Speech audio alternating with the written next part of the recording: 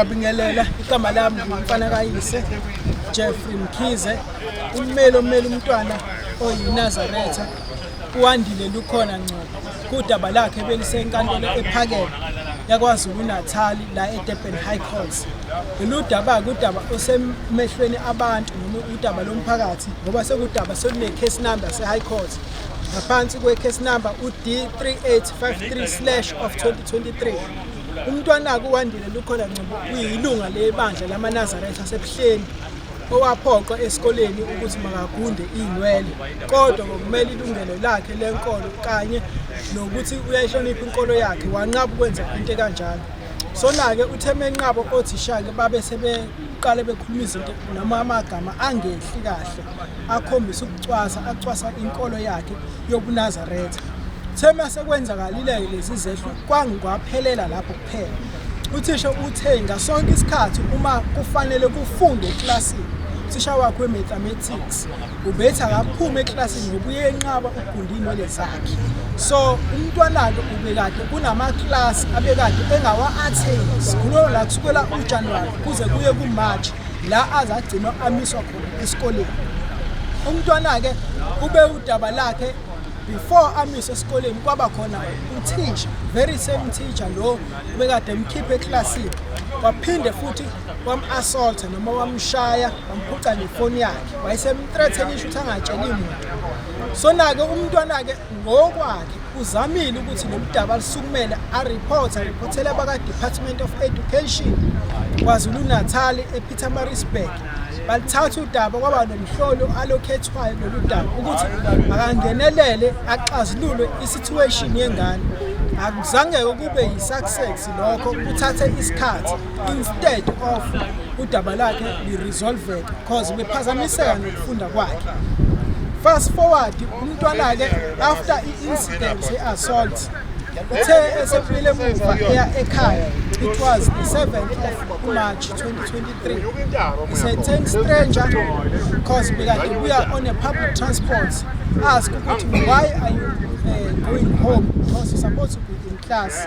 That time was a study period. So umntwana ubesephendula ukuthi no, I've been assaulted by a teacher and ngipreventiwe ukungena eklasini by my class teacher and also a security guard. He told me ukuthi he has been instructed by a school teacher, a school principal and the school itself not to allow learners who have not cut off their hair.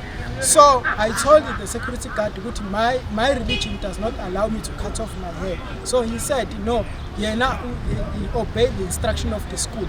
On that very same day, he saw his principal entering the gate. He approached his principal and reported to his principal that he has been blocked from entering the school. The principal said, he chased him away and said, "Look, you're causing me a headache." That also disappointed hugely the learner. As a result, he had to go back home. On his way back, going back to home, he met this very sentient stranger that I just talked about. The stranger informed the learner that, look, you have to go to Isolezwe local newspaper and report to school. Upon arriving at Isolezwe local newspaper, he met a certain journalist. That journalist advised the learner that the conduct of the teacher amounted to an assault, so the learner must go and open a criminal case against the teacher. The learner went to open a criminal case at Umlazi police station of common assault. As I speak or as I address you, the teacher has been criminally charged for assaulting the learner and for also unlawfully confiscating the cell phone of the learner because other learners in the school are also carrying the cell phone. So the teacher has been charged for both those charges at Umlazi police station. And in court, she has been summoned. The first day I remember the teacher was in court was in Umlazi Magistrates Court for assaulting the learner. As I speak, that matter is presently pending in court. Today we are at Durban High Court.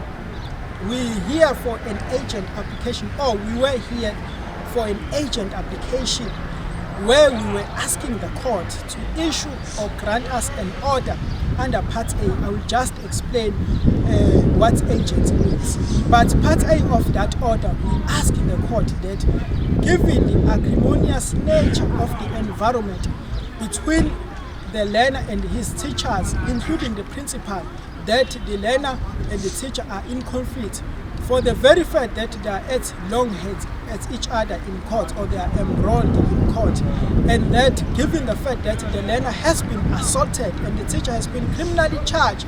Remember, we're not talking about just an ordinary teacher. This is a class teacher and also a teacher of a learner for a mathematics subject, a subject which if learner fails, then he won't be able to progress to the next level. After, then we ask the court that given these circumstances, the learner must be transferred from that school and placed in another school within 5 days. Today, the court has granted us an order that says the learner must be transferred from his former school, Okwini Comprehensive High School, and be placed in another school within his place of residence within period of 5 days from the date of today's order. The second thing that the court has granted or issued is the order directing and instructing the Department of Education in KZN that the teachers, in fact the head of the department, must establish a learning program. That learning program which will give the learner an opportunity to catch up with all the curriculum that he has missed since the beginning of January up to date, and that the learner must be given an opportunity to write the test for all his subjects for the first term.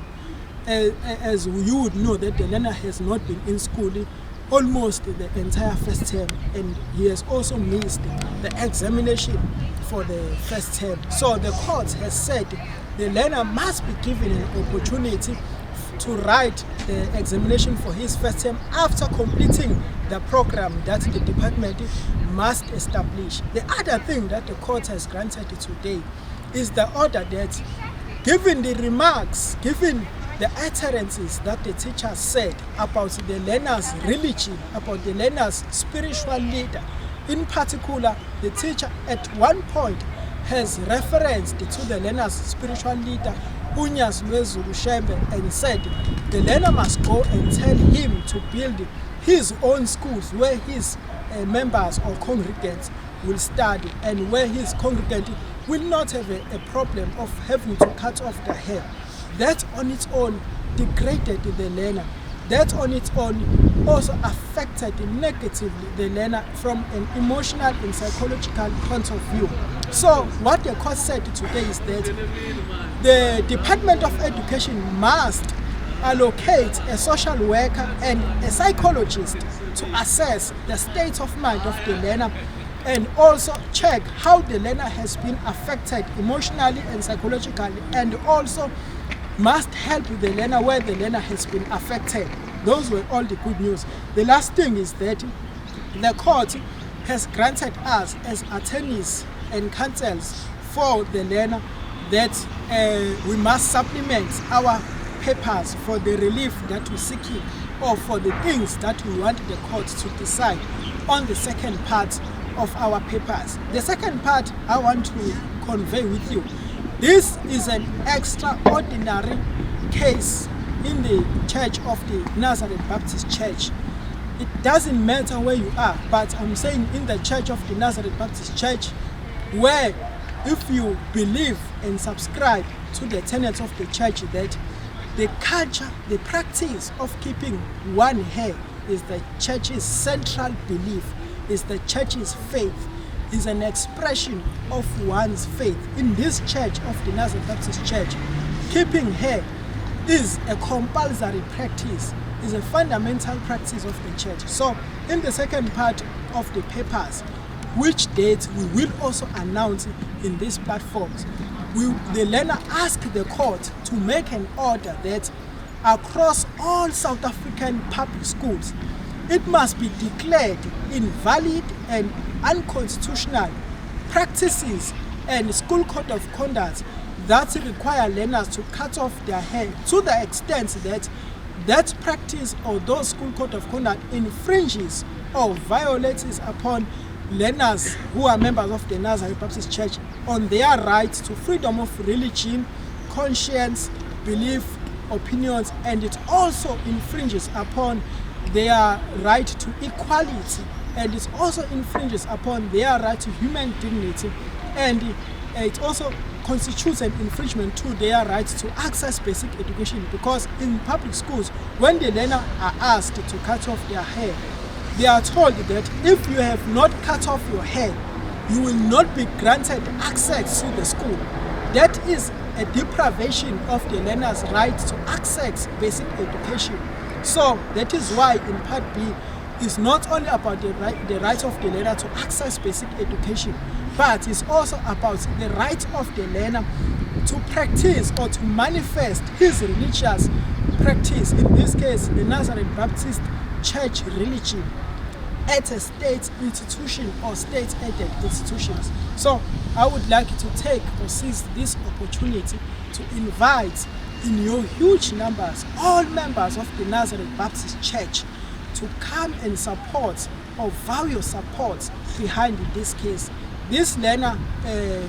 Ngobo, is not asking for himself, is asking for all learners who are the members of the Nazareth Baptist Church.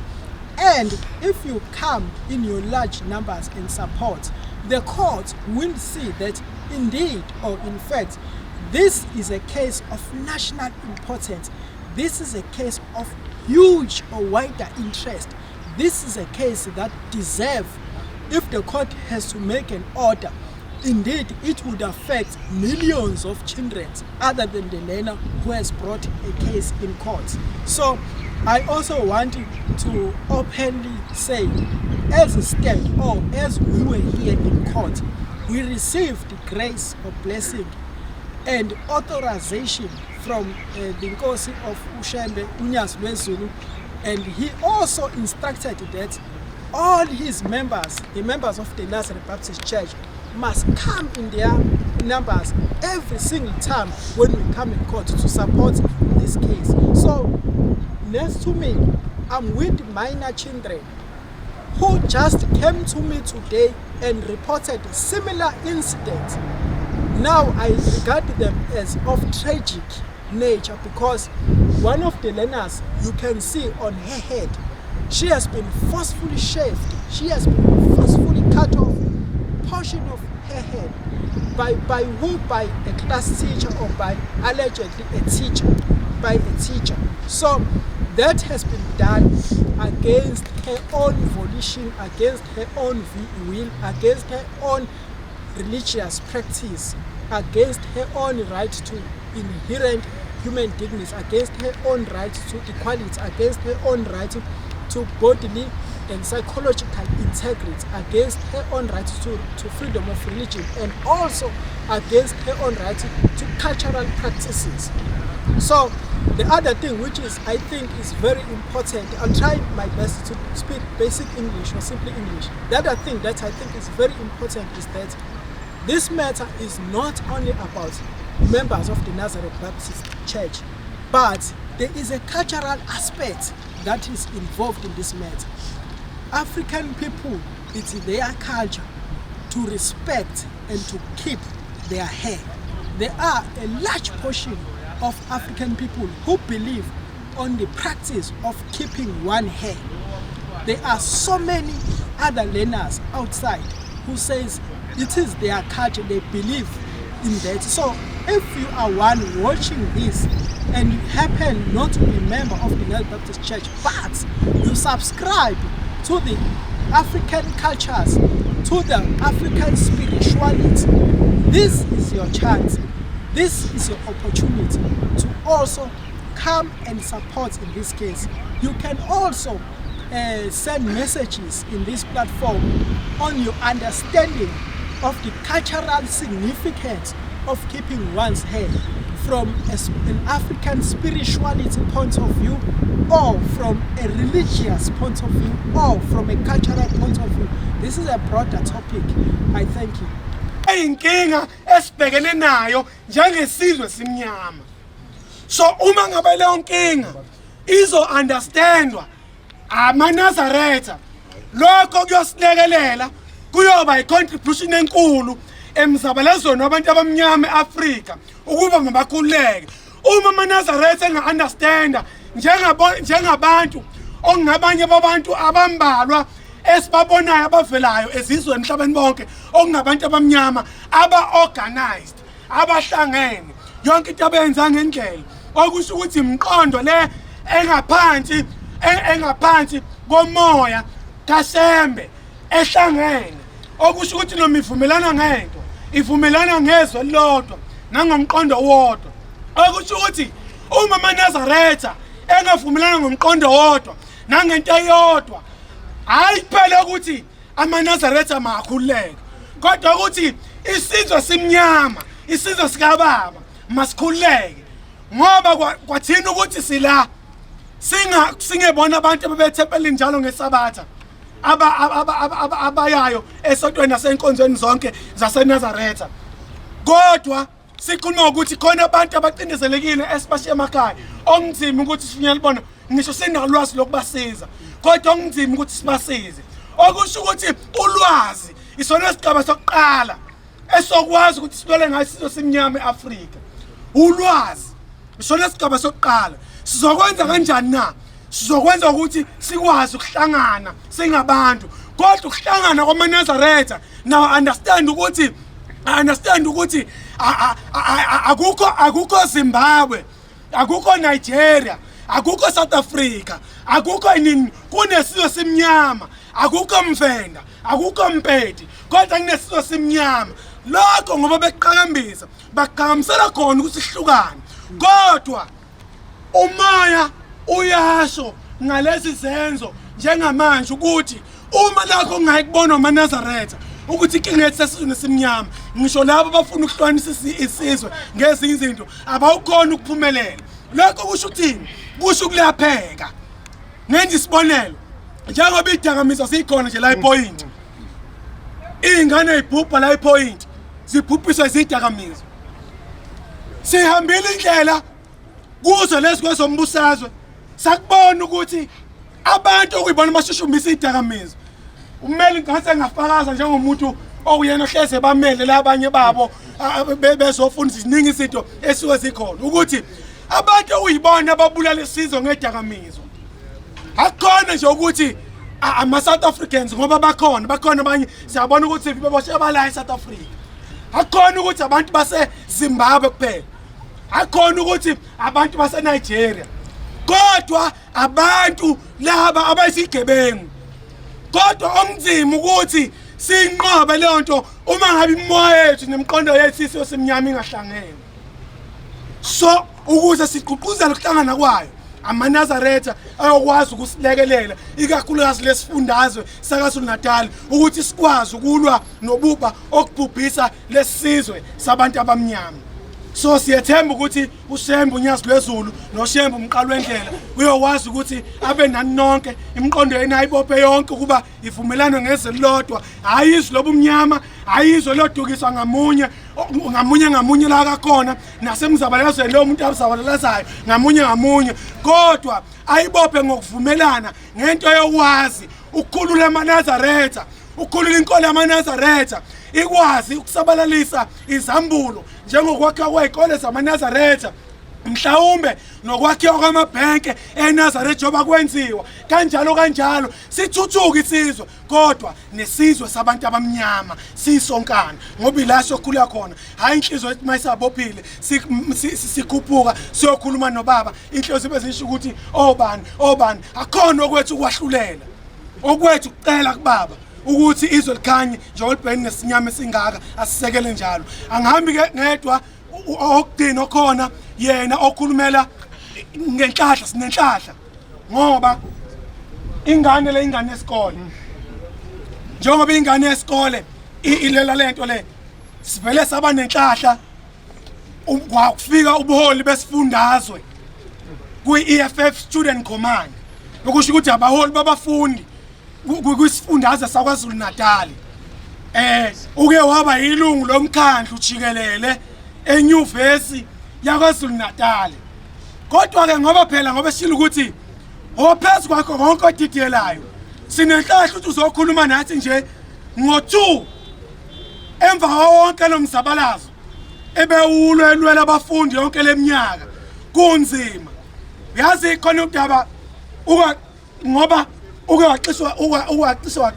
wacishe waxoshwa ngonyaka odlule sezophela unyaka odlule la ufunda la eNyuvesi yaZulu Natal lento abalemlandweni ekuthiwe kwakhangela uma ngabe sibheka laphana ema-library le gama seshintshiwe kwathiwa khongela lisuka kwakhangela amankengane le nto abebhekene nehapha la kuthiwa khona inkosi uShaka kwahlala khona amabutho akho the Zulu regiments la khona ayilindele khona izimo ingakho into abathi kwakhangela kodwa ezinye izinto lezi ezulwazi selisusiwe ukuze singaboni ukuthi asiqalelene namandla ethu sisiwe simnyama sididiswa nje la ingakho se ulwazi eqaleni uthe masezoxoshwa wangenelela ummeli wena waShembe wangenelela akiwanga ngisho enkantolo wabhala incwadi nje kanye ya enyuvesi kuthe sekuthele ukuthi kuye kwi-hearing yavabhala enyuvesi yathi postponed until further notice besemele azobhala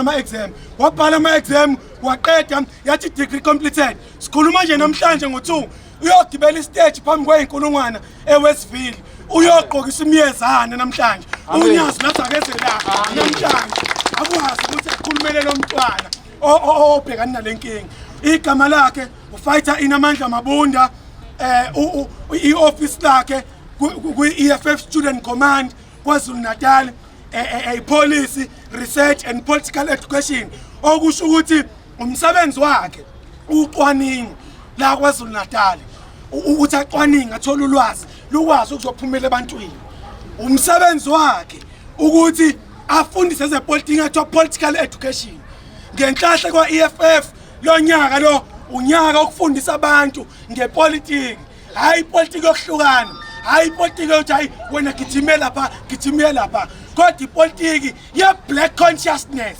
ipolitiki yokuyigqaja ipolitiki yokuzazi njengomuntu omnyama ngizozazi kanjani ungiphuca igugu ungiphuca inkolo yami ungiphuca isiko lami ungiphuca konke okufanele mina kungenza umuntu kungiphilise ungiphuca umhlaba ungiphuca amanzi ungiphuca amandla ugesi ungiphuca konke into uthi leyo mpilo ngizoyiphila kanjani so inamandla mabunda waqa nje mfowethu udlulisa amazwi kubaholi cabanga ukuthi sesiqedile kwelwethu uhlangothi bengishithi ukuhlobana kwethu ukuthi sonke singamalungu ku-EFF ukuthi ngikhuluma la njengonobhala we-Artepa okuyi-civil society organization and then uzokhuluma la njengomholi wesifundazwe we-EFF Student Command KwaZulu Natal. Ngiyabonga kakhulu.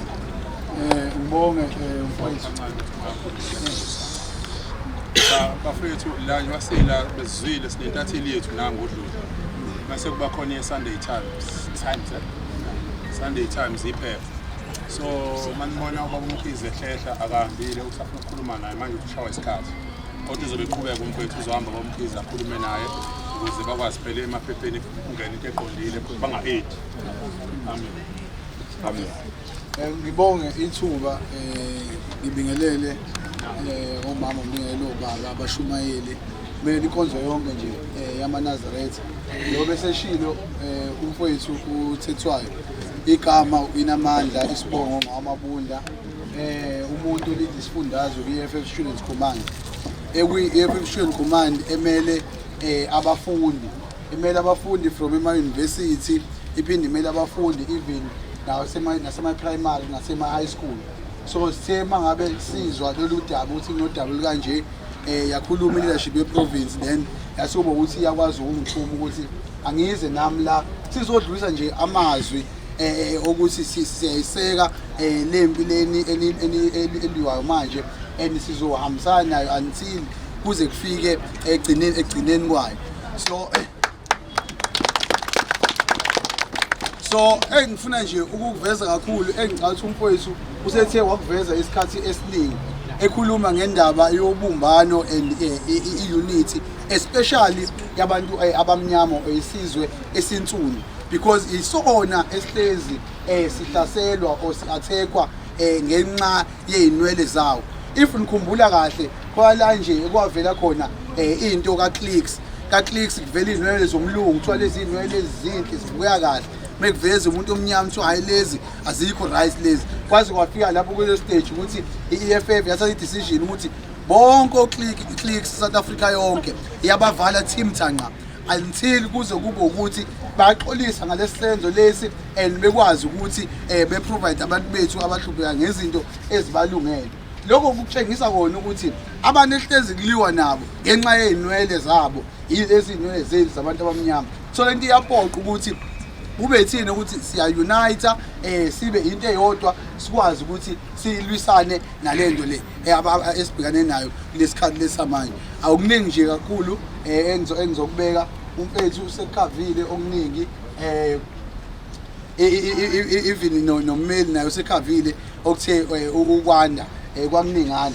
Lokho akushoyo kuyiqiniso kakhulu ukuthi umuntu wacishe kwasala kancane ukuthi ehambe lapha e-university but le ndoda le kwayiyona ekwazi ukuthi imsave njengoba manje umuntu ezohamba nje eyograduate. Ngithanda ukubonga nje ibandla lonke because umfethu uqhamuka la ebandleni lamaNazaretha. Ngithanda ukubonga ibandla lonke because ukuphumelela kwami njengamanje kungenxa yami.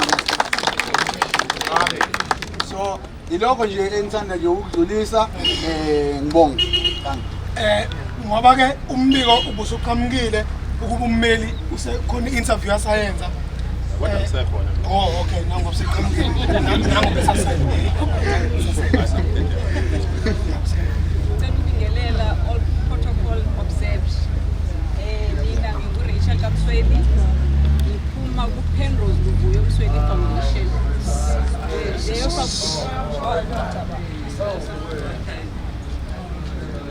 Mina ngingu-Rachel Msweni ngiphuma ku-Penrose Luvuyo Msweni Foundation. Leyo foundation engayiqala ngo-2012 ingarejistiwe ayirejistiwe kumanje ngoba ngathola ukuthi abantu baba nama-NPOs for ukuthi bazi-enrishe bona. So mina ngikhipha kwelami iphakethe engenalo ngikhiphe kwi-network yami ekhona ziningi nje izinto nama-letters of support ngisho kuma-mayors angenzi iTheku kuphela ngisho naKwaZulu nasezikolweni lapho ngena-library kune-library ezaqalwa yimina. So okunye-ke again ngi-founder ka-Women of Ubuntu lapho-ke idilishana noma lolu daba akunalo noyedwa umuntu engimaziyo kulolu daba. Ngiluzwe kwi-radio ngoba ngithanda ulalela unyazi ngoba unyazi luyangisebenzisa angiyona mina iNazaretha kodwa unyazi luyafika kumina lingithume ukuthi ambotshela ubani umsize ngokuthize ambotshela ubani umsize ngokuthize. Ngize lana namanje ngakudlulisa ebekuthiwa ngidlulise okuhlangene nesifiso senyazi namuhla ngadlulisa-ke kwabaphethe abakwaziyo. So ngilana nje ngithunyiwe ngihlala ngithunywa noba ubani nomncane nomdala nongakanani ngiyathunywa ndithumeke as long as into ineqiniso ingenayo futhi corruption. Lapho kune corruption khona angikho. As a result kumanje ngizozama ukuthi njengoba ekhulumile ummeli ukuthi nabatolikayo nabatheni ngenhlanhla kwasamina eyami foundation ngangisebenza e-University of KwaZulu Natal office lami lokuqala lase-GSP elandela lase-JP. Nalapho ngamkiswa ngoba ngiyayibamba i-corruption uNkulunkulu uyandikhombisa ukuthi kule document nazi corruption. As a result ngaxoshwa ngixoshelwa into engabonakali ngendaba ukuthi ngiyayibamba i-corruption. Kodwa kuNkulunkulu soze ngisendele eduze kwe-corruption mina ngisho ngathestwa ukuthi ngihlupheke ukuze aqhamuke ama-projects. Cha angithathi i-project ngincamela ulamba kunokuthi ngibe involved in corruption. So kumanje ngize lana ngoba ngizosupporta ngoba ngithanda ukuthi over and above the fact that unyazi liyangithuma ngaze ngafona ngisho ngafona nezulu eMzansi about 2 years ago ngisho ukuthi so not unyazi uShembe owakhothama. uShembe wakhothama akusiko ukuthi ukhothamile bantu benkosi ukhothama umzimba. Amen. Ukhothama umzimba awuyena unyazi oluvela kumina kuvela uShembe owakhothama uyena onthumayo. Namanje ngize lana namanje nangevuka kusiyami ngize lana ngoba ngithunyiwe. Kaba ngicela umbonga lo mfana akuyena umfana ningambuka ningumfana umfana ngokomzimba. Ngize ngatsho ngathi ngiyakuhlonipha ngoba umkhulu ngoba into esibekelwe emhlabeni kakhulu ngaphezulu. As a result ngafundiswa ukuthi respect the young and the old. Ngesinye isikhathi asizilaleli ingane ngoba ungangaphathiswa wena omdala aphathiswe ingane asizilaleli ingane. So ngicela ubonga leli thuba elinikile. Ngicela ubonga unyana wami Nkosi yami uyena othe ma noma kanjani siyaya ngicela ukuthi siye nginqena. Ngicela ubonga enkosi ababali mntanami. Ngicela ubonga yena ngoba uyena oniphushile sesila. So ngicela ukuthi sisupporteni be it uShembe noma awungena uShembe. Kukhona into ekuthiwa religion of love. I-religion of love u-religion kaNkulunkulu onothando. Ngize lana ngithunywa nguShembe ngithunywa luthando. And ngithunywa naluthando lukaShembe. uShembe uyamuthanda umuntu noma akangwena uShembe noma uShembe wabantu. Masisithi uShembe uNkulunkulu. Kusho ukuthi uNkulunkulu akacwasa ukuthi uyindini uNkulunkulu yini, uyiNazaretha uyona iNazaretha uyini. Njengoba ndibeke lana. Anginalo isonto mina ngisonda sona. Isonto uNkulunkulu. As a result ngiyamlalela uShembe ngilalela ukuthi ngithunywe kuphi. So ngicela ubonga ummeli Nkosi yami oye wakwazi ukuthi ayokhuluma eradioini ngoba ngiye ngezwe lapho only last Saturday ukuze nje basengila uphusha ngoba ummeli ngicela ubonga nobaba umhlongo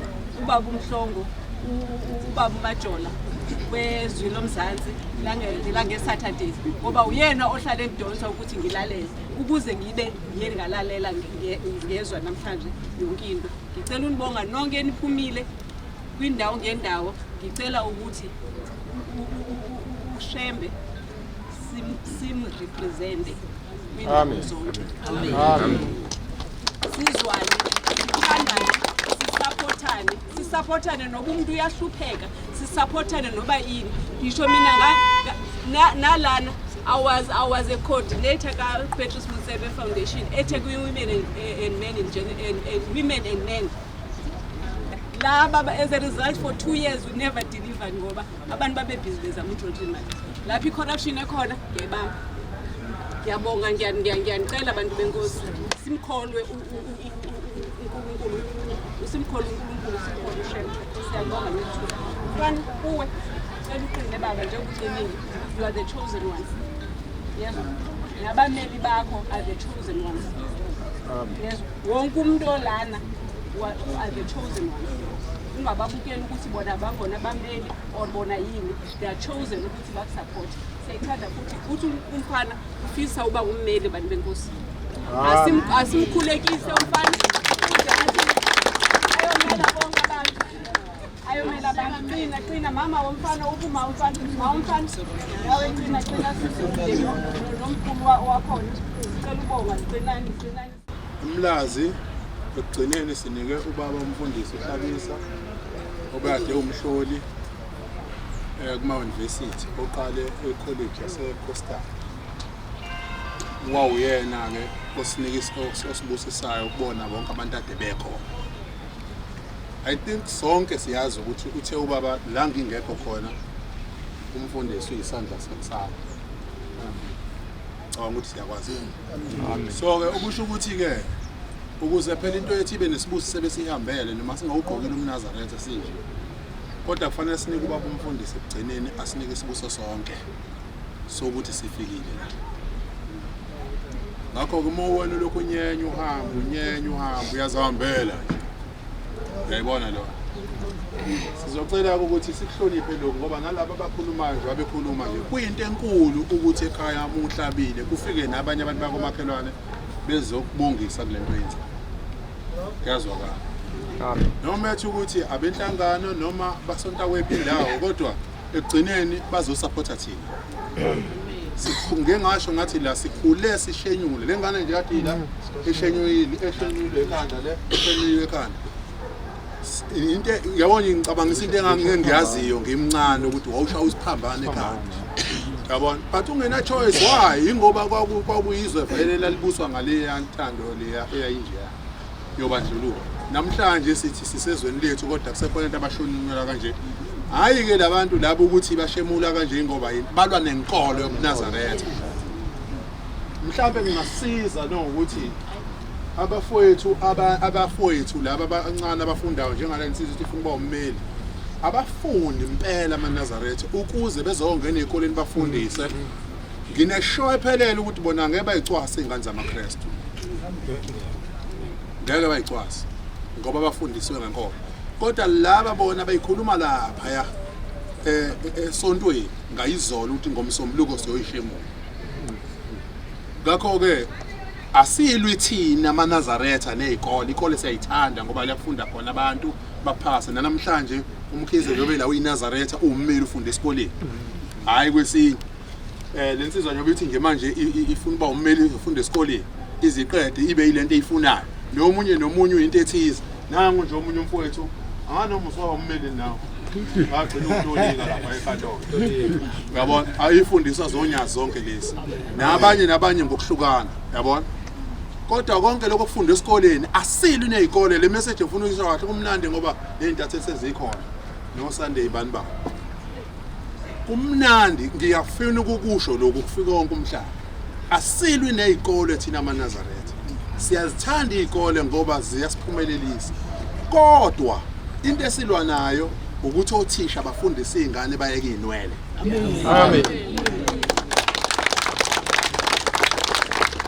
khumbula phela ukuthi akhona amaNazaretha othisha manje masola nezikole sithi abazodlapha ngoba bayahola esikoleni asilwi nezikole akuye kuyinwele zeingane okubalekile babiza umzali ingane mayingakamile ekhaya bakhulume nomzali ingane yakhe ayikame hayi ukuthi bazomphoqa ukuthi ingane igundwe ngoba lokho inkolo yasentshonalanga ukuthi abantu abagundwe ikhaya akuyona inkolo yakulelizwe so ke bengithi ke ngifuna ukuchaza le ndaba ukuze sidedele ubaba unobhala bengifuna ukuchaza le ndaba engingayichazanga engcine ngimendleleni into engimiseyo ngayo endleleni siyabamukela nabakhokheli sengibabonile sebekhona baninganyana ngifisa ukuthi ngikuveze lokhu ngicacise lokho kade ngikhuluma lokho sheriff ngoba sizohlukana la bese kuba umthwalo esingazi ukuthi sizowenza kanjani kanti njengoba sikhona samaNazaretha sibhekile nakubaba lokho ukuthi sicela umnikelo kulabo abathandayo kuyavama ukuthi makucela umnikelo kanje lo ongezonikela nhlobo ahamba ubhala lapha ku Facebook yonke indawo athi kulento sifuna imali asho yonke into asithuka asho yonke into yabona mhlambe lengane kubiyona manje siyimbi noma umndeni wayo ugcina usubuhlungu yabona kusho umuntu ongenandaba obekhona nje ongenandaba kodwa siyafisa futhi ukuthi kulabo abafisayo nabazwelanayo nale ngane noma nalolu daba lonke olusimele thina amaNazaretha kube khona esikhipha bakhona abantu amen lokho ke esikhiphayo kuzokwenzeka kanje sinobaba la angithi isikole sisemlazi amen isikole ngoba sisemlazi nje isikole kusho ukuthi socela ukuthi sisebenzise i-account ye-club esetshenziswa umlazi i-secret yasemlazi noma ubusebempangeni wena kodwa awuyise emlazi imali ngoba ngesikhathi usubhala lapha ya ubumkhisi lethini lebhalwayo reference isikhathi usubhala lapha i-reference uthi wena sheriff kazwakala ngesikhathi lento ivela kubona laba abawu3 abasayinayo izobhalwa ithi sheriff babonto le iyangala eyabo inikelwa ngendlela yakho ukuze singasebenzisi i-account yomuntu amen ngoba mevuka usathana sisomaso umthatha kodwa masebenzisa eyesecret yesonto vele lisebenzayo wena ubhala sheriff bese uyayifaka uma ubona ukuthi awukwazi ukwenza lokho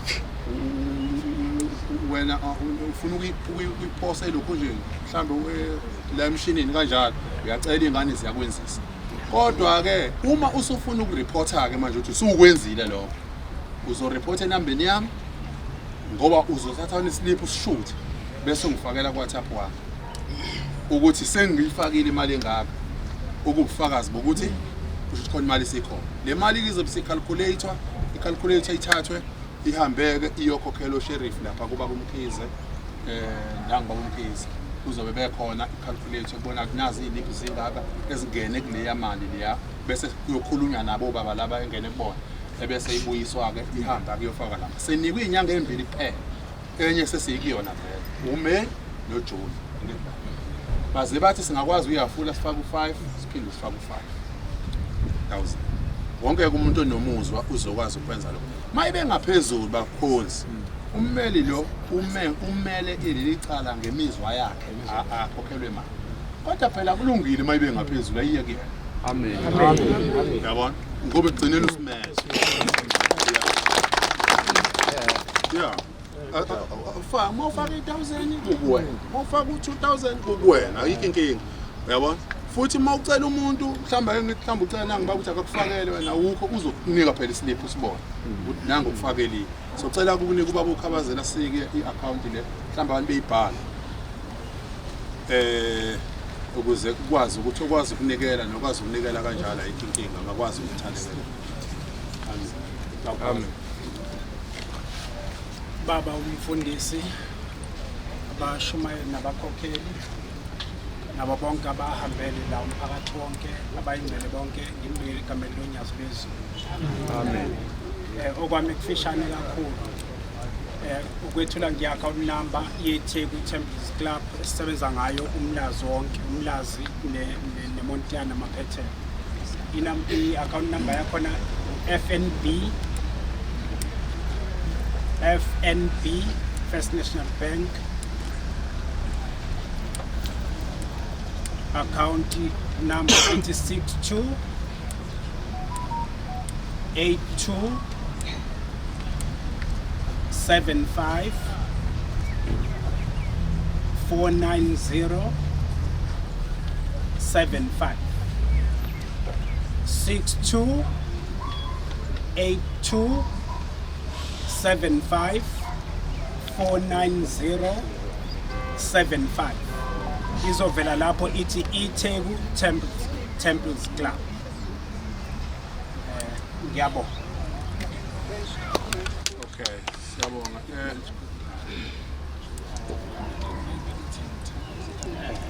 Ngicabanga ukuthi ke lokhu ngokuthi unikele kwe-account kuyaphela. Ubuvela ke reference Sicela i-reference yalomnikelo sicela wonke umuntu abhale uthi sheriff kube reference eyodwa ukuze mayingena sazi ukuthi le iqondene no-sheriff.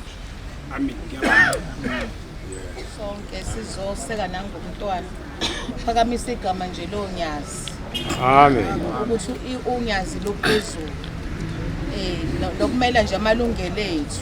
Ngoba ngempela lokho uvusa ubuhlungu nakuthina ukuthi lento ibenziwa kuthina sifunda kabuhlungu sishenyulwa udlalwa ngathi manje ke agcine angaphinde kudlalwe nangezingane zethu nangabazukulu bethu. Siyacela nje lokho ukuthi asiqhubekeni singapheli imandla ngoba phela icala lithatha indendenda akuyona into esheshe iphele kodwa nje singapheleni imandla sifike sizolisupporta leli cala. Ngiyabonga. Amen. Amen. Kwahlakamela. Ngiphamisa ukubingelela baba umfundisi nabagcogca bonke abakhona.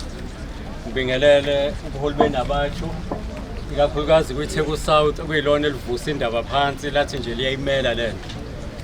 Kufanele sibonge kakhulu kubona baba ummeli uMkhizi lokho kwenzile kukhulu hayi kuthina kuphela nakuShembe unyazi lwezulu ukuthi usukuma ukuthi uzoyimela lento ngaphandle kokubheka inkokhelo.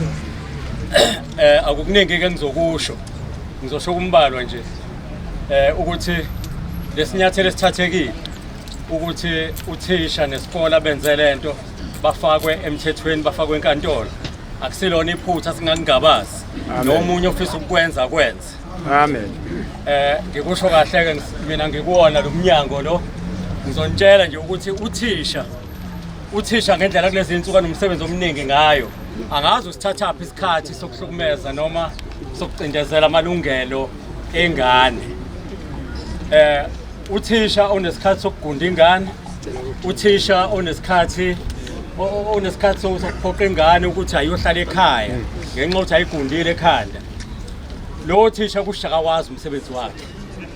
Ngeke mina njengoba ngifundise izibalo nje bese ngizoba nesikhathi sokuthi ngizolokhu ngitshela ingane ukuthi ayigundi.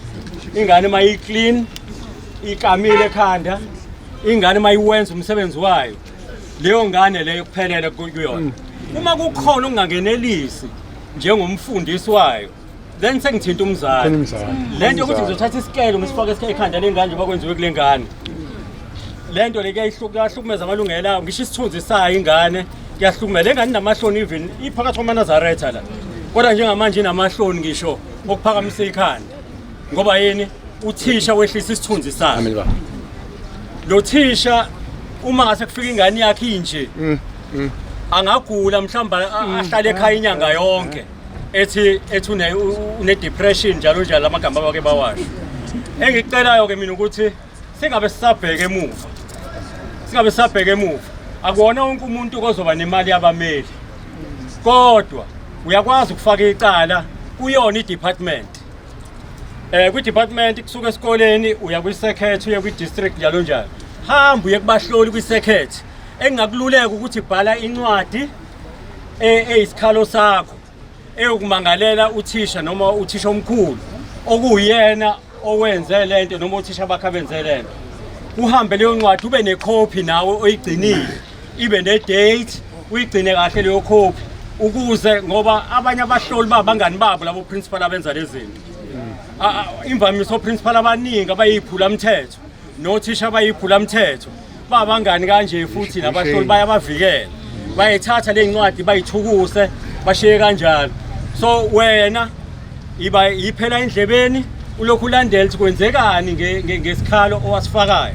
Uma ngabe unendlela uthatha abashumayeli uthathe ikhulu zebandla usondele nazo lapha ya. Mawubona kwenzeka lutho uzama ukuthi uthole leyo support njobe nabathi kwenzile lokho nabagcotshwa besupportile ngayo yonke indlela. Asibasebenzise abagcotshwa ngoba ngeke kusuka unyazi liyofaka isikhalo secret office. Ngeke kusuka unyazi liyofaka isikhalo e-district office.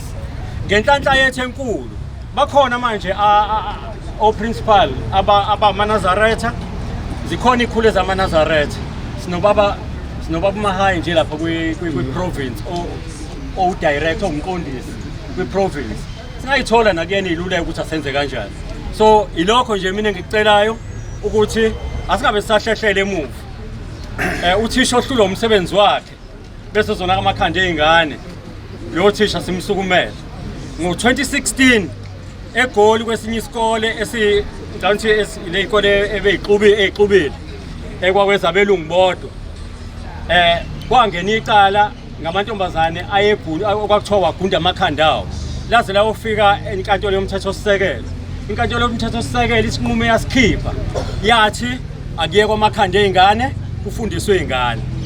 Amen. Asihambe kalomguduko enathi ukuthi bothisha zikole zethu yekana amakhanda ezingane fundisane izingane. Lengane le ifunda eSacred Heart High School. Isikole ngisazi ukuthi boarding school leso. Isikole esihlonishwayo. Kodwa asiwahlonipha amalungelo ezingane zethu. Ngoba hayi kufanele benza amaNazaretha kuphela nje kade kushiwo. Lesa sikole lesiyaya kufanele naso sis-expose ukuthi siyahluleka ukuhlonipha amalungelo ezingane zesikole. Ogwini isikole esikhulu esaziwayo eMlazi. Esiphethwe nawo umuntu owudokotela ohlonishwa ngokwezemfundo. Kodwa uyahluleka into encane nje engaka ukuthi amalungelo abantu ayahlonishwa, umthethosisekelo uyahlonishwa. Ngaleyo ndlela asingabe sisahlehlela ke emuva. Ngiyabonga kakhulu. Asiqhubeke sephambili sidonse kanye kanye. Amen. Asayini uthisha izandla ku. Hayi kodwa lo mfundisi. Thisha lo ngalabuthe endala ngayazi uthisha. Kodwa abagcotshwa bonke abakhona inhlaka zonke ezikhona ezizosupporta obaba bonke ibandla lonyazi kwelihle igama lonyazi. Amen. Kuyahlupa inkantolo ke ziyahlupa ziyadileya njengoba sibona nje ukuthi ziyadileya. Kodwa bengifisa ukuthi lo mntwana oshenulwe manje ukube kuya ngokwami ngabe siya kule sikole bazizwe iziki abantu bakholwa ngokuza iziki manje mayisayixoxa la ixoxa formal yabona manje njengoba kade sila mhlawumbe kuzothatha another 10 days phinde futhi kuthiwe kufunakala abantu abawu6 yabo manje mina lento ngibona ngathi iyasidileyisa sifuna bona umkhizi kodwa yabona into eyenzeka esizibeni isikole sikemgababo kwafika nje amaNazaretha kanje athi lokhu kakwenzeki kwaphoqa ukuthi uthisha omkhulu ahlale nabashumayeli ahlale namaNazaretha bachaze kuvunyelwana ukuthi ingane yeNazaretha ayithithwe ekhanda ukuthi lo uyathanda yena noma kube bavumile kodwa kusho ukuthi ingane yeNazaretha iyagunda ekhanda so lokho akhambiselani nenkolo yamaNazaretha manje lengane iyangidabukisa mangiyibuka ishenulo kanje bengifisa nje ukuthi ngithisha omkhulu ngesiqondane nje naye owasela muntu usangiphupha namanje siqondana nje ngoba manje izinkantolo zifuna labantu abawomkhizi aba-understanda lento yabo yala yabo ukuthi kusazothatha isikhathi abo nje manje into emisicala useve ngamanye amaphepha awu-10 asaziwa kwafunda wa-understand kuyimanje reply kona kuyimanje kuphuma idate yecala yabo kanti masiqonda uthisha omkhulu lo wale ngane simtshela ukuthi thina amaNazaretha sithi yabo uthisha wale ngane uthisha walomfana wadelela uthisha walomntwana wadelela agcinanga ngokudelela inkolo wadelela umholi webandla uma ekwazi ukuthi athi uShembe akayokwakha izikole la kuzofunda khona amaNazaretha ukudelela ke lokho kuphindile manje abantu ke mebedelela bengabona mina ngithanda into odelela yabona ukuzazi ukuthi lo uyadelela naye abizwe ilaka lethu njengebandla ukuthi nathi siphile eSouth Africa siyavota njengoba samaNazaretha sinamalungelo kulelizwe manje akufunakala kube ngathi thina sincikile la eSouth Africa njengoba samaNazaretha ngoba enye into abali nezinwele balwa nenkolo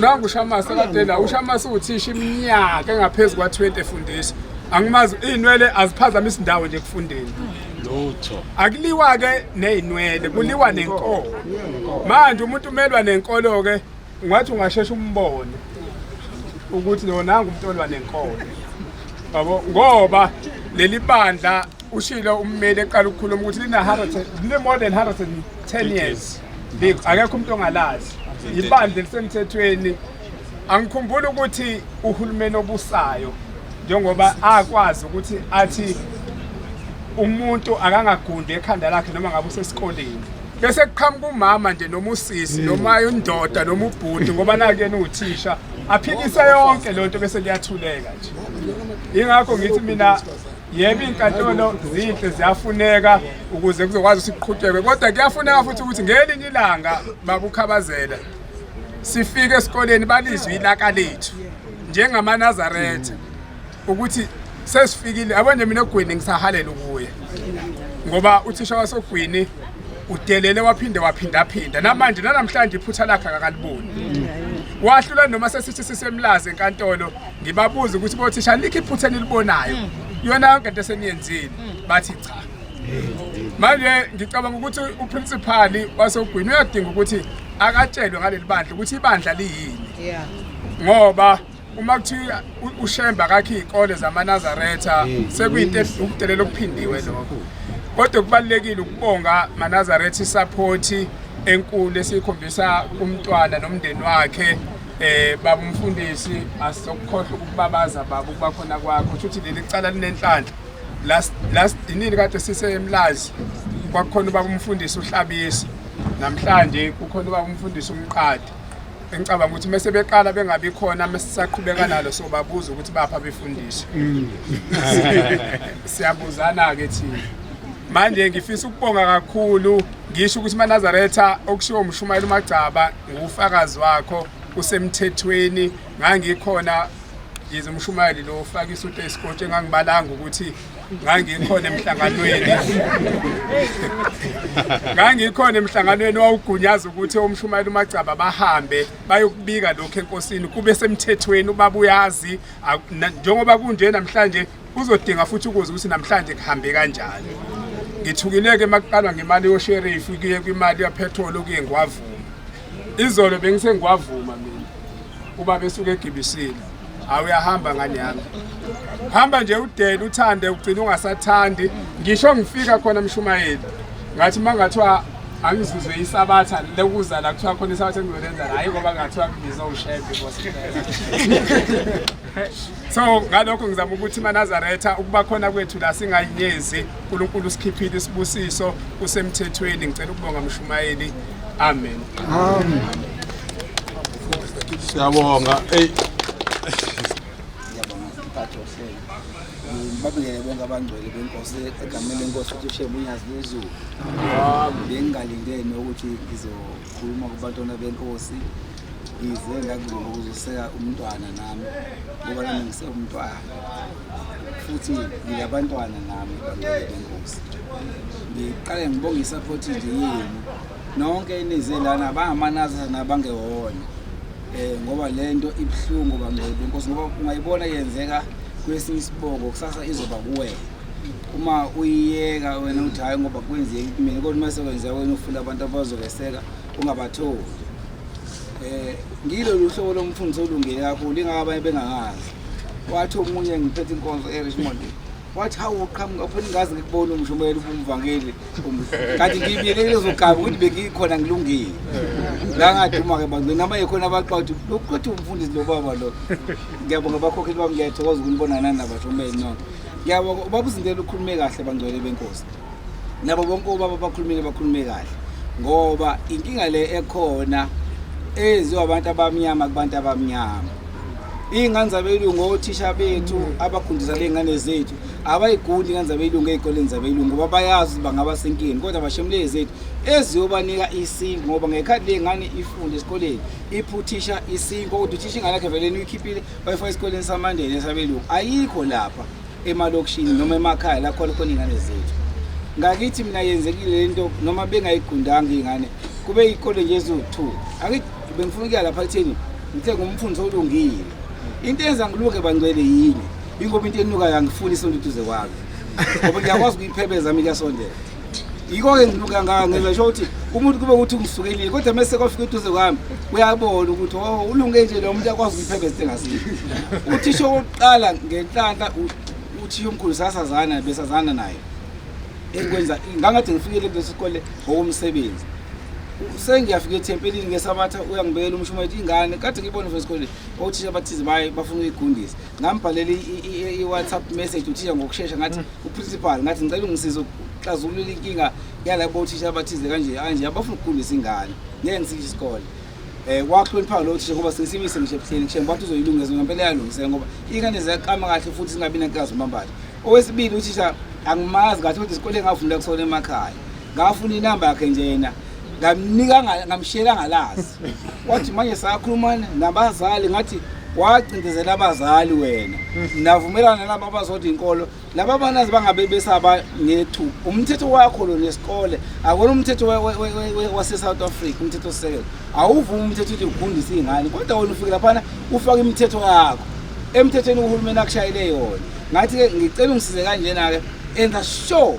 ukuthi awuphinde yenze into ezagodukisa ingane ayogunda ngoba wayegodukisile kuphela mina ayogunda ngoba uma sesisondela kuwe oyisola ngathi mina ngakithi emkhomazi kumfundisi emkhomazi angifisi mina kube nezehlakalo zokuthi sekubona la sekunamatoyito enzakalayo noma sekunokubophana kwenzakalayo ngobudede ngobukhona sibe sibhekile ngifuna ukwasayo mina ungathole encwadi ingane yena azayigundi lokho kuthatha ukwamukela ukuthi awuthole encwadi kodwa kuba umthetho wesokelo uyakuthetha umuntu ayagundisa uthathe lokubeka ngoba abayigundi zabelungu bangcwele benkosi ngisho ukuthi ke ngiyabonga abantu benkosi bonke abantu abezela abakhombisile ukuthi babazali nabo nangizwa bangcwele benkosi nikhombisile nabazali futhi niyazwelana naloko kwehlakalile kubhlungu okwale ngane le kade sengibona futhi ingane la yasevereni futhi egundisiwe nangokunjalo ngizohlonipha ukuthi nje akugone sekethini ngikuyona ukuthi izindlela ukhulume kahle kodwa kube bekile lapha emkhomazi lo thisha phela bezoshona ngasesike saficana sayikhuluma ubuso nobuso uyenzela into ebuhlungu ngake enganeni ngizoba ngcwele benkosi ngoba yonke isho asihloniphe zibe good ziqame ingane zibe zingaguli ziqame ingane zibe zinhle ziye esikoleni kodwa uthisha bazi ingane ayigundi ngiyabonga abangcwele ngithi kunina nonke enikwezile inkosi inibusise abasekelo ukuthi kuze lenkatolo inkosi babusise amen verele museduze bangcwele ngihlala ngakhulisa entuzuma ngokusebenza seduze verele kakhulu ngiyabonga abangcwele ngiyabonga abangcwele bonke abantu abakhona njengomndeni wangizoba siyabonga besithi impethu sonke sebesifike namhlanje sibona ukuthi nasibandle nje bonke abantu abakhona siyabonga amen